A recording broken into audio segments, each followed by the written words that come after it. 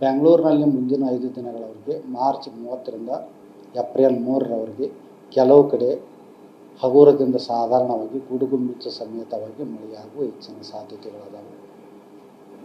ಬೆಂಗಳೂರಿನಲ್ಲಿ ಮುಂದಿನ 5 ದಿನಗಳವರೆಗೆ ಗರಿಷ್ಠ ಉಷ್ಣಾಂಶ ಸುಮಾರು 35ರಿಂದ 36 ಡಿಗ್ರಿ ಸೆಲ್ಸಿಯಸ್ ಇರುವ ಹೆಚ್ಚಿನ ಸಾಧ್ಯತೆ ಇದೆ ಮತ್ತು ಕನಿಷ್ಠ ಉಷ್ಣಾಂಶ ಸುಮಾರು 22 ಡಿಗ್ರಿ ಸೆಲ್ಸಿಯಸ್ ಇರುವ ಹೆಚ್ಚಿನ ಸಾಧ್ಯತೆಗಳದಾವೆ. ಮತ್ತು ದಕ್ಷಿಣ ಒಳನಾಡಿನಲ್ಲಿ ಮುಂದಿನ 5 ದಿನಗಳವರೆಗೆ ಕೆಲವು ಕಡೆ ಹಗುರದಿಂದ ಸಾಧಾರಣವಾಗಿ ಗುಡುಗು ಮಿಂಚು ಸಮೇತವಾಗಿ ಮಳೆಯಾಗುವ ಹೆಚ್ಚಿನ ಸಾಧ್ಯತೆಗಳದಾವೆ.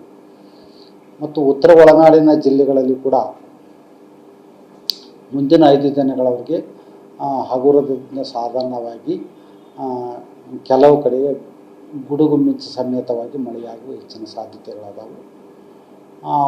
ಕಲಬುರಗಿಯಲ್ಲಿ ಮುಂದಿನ 5 ದಿನಗಳವರೆಗೆ ಗರಿಷ್ಠ ಉಷ್ಣಾಂಶ ಸುಮಾರು 39ರಿಂದ 40 ಡಿಗ್ರಿ ಸೆಲ್ಸಿಯಸ್ ಇರುವ ಹೆಚ್ಚಿನ ಸಾಧ್ಯತೆಗಳದಾವೆ. ಮತ್ತು ಉಳಿದ ಜಿಲ್ಲೆಗಳಲ್ಲಿ ಬೀದರ್, ಯಾದಗಿರಿ, ರಾಯಚೂರು, ವಿಜಯಪುರ, ಬಾಗಲಕೋಟೆ, ಕೊಪ್ಪಳ, ಗದಗ ಈ ಜಿಲ್ಲೆಗಳಲ್ಲಿ ಗರಿಷ್ಠ ಉಷ್ಣಾಂಶ ಸುಮಾರು 37ರಿಂದ 39 ಡಿಗ್ರಿ ಸೆಲ್ಸಿಯಸ್ ಇರುವ ಸಾಧ್ಯತೆಗಳದಾವೆ. ಮತ್ತು ಬೆಳಗಾವಿ, ಧಾರವಾಡ, ಹಾವೇರಿ ಈ ಜಿಲ್ಲೆಗಳಲ್ಲಿ ಗರಿಷ್ಠ ಉಷ್ಣಾಂಶ ಸುಮಾರು 34ರಿಂದ 36 ಡಿಗ್ರಿ ಸೆಲ್ಸಿಯಸ್ ಇರುವ ಸಾಧ್ಯತೆಗಳದಾವೆ. ಮತ್ತು ದಕ್ಷಿಣ ಒಳನಾಡಿನ ಜಿಲ್ಲೆಗಳಲ್ಲಿ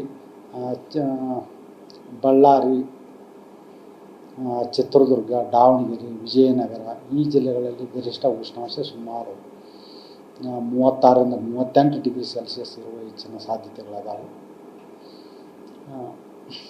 ಈ ಒಂದು ಮುಂದಿನ 5 ದಿನಗಳವರೆಗೆ ಈ ಒಂದು ಮಳೆ ಆಗಲಿಕ್ಕೆ ಮುಖ್ಯ ಕಾರಣವೇನೆಂದರೆ, ಈ ಮಳೆ ಆಗಲಿಕ್ಕೆ ಮುಖ್ಯ ಕಾರಣ ಅಂದ್ರೆ ಒಂದನೇದು ಉತ್ತರ ಮತ್ತು ದಕ್ಷಿಣ ಒಳನಾಡಿನಲ್ಲಿ ಒಂದು ಟ್ರಫ್ ಇದೆ ಮತ್ತು ದಕ್ಷಿಣ ಒಳನಾಡಿನಲ್ಲಿ ಕೂಡ ಒಂದು ಸರ್ಕ್ಯುಲೇಷನ್ ಇದೆ. ಇದರ ಒಂದು ಹಿನ್ನೆಲೆಯಲ್ಲಿ ಮುಂದಿನ 5 ದಿನಗಳವರೆಗೆ ಕರ್ನಾಟಕ ರಾಜ್ಯಾದ್ಯಂತ ಹಗುರದಿಂದ ಸಾಧಾರಣವಾಗಿ 25%ಕ್ಕಿಂತ ಕಡಿಮೆ ಪ್ರದೇಶದಲ್ಲಿ ಮಳೆಯಾಗುವ ಸಾಧ್ಯತೆಗಳದಾವೆ.